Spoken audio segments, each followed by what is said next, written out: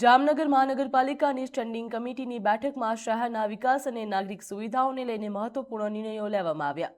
બેઠકમાં કુલ 3,30,00,000 રૂપિયાના વિવિધ વિકાસ કામોને મંજૂરી આપવામાં આવી. જ્યાં ચોમાસા દરમિયાન ખાડાગ્રસ્ત રસ્તાઓમાં ડામર પેચવર્ક માટે 1,21,00,000 રૂપિયાની રકમ ફાળવવામાં આવી.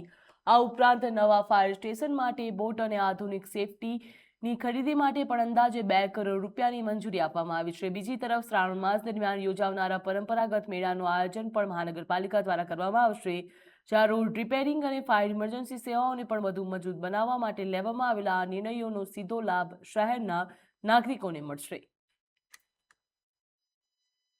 જુલાઈ 2026ની સ્ટેન્ડિંગ કમિટીની બેઠકની અંદર કુલ 3.30 કરોડના કામોને બહાલી આપવામાં આવી અને એ કામોની અંદર શહેરની અંદર ચોમાસા દરમિયાન ડામર રોડને નુકસાન થાય તો એના પેચવર્ક માટેનું કામ છે.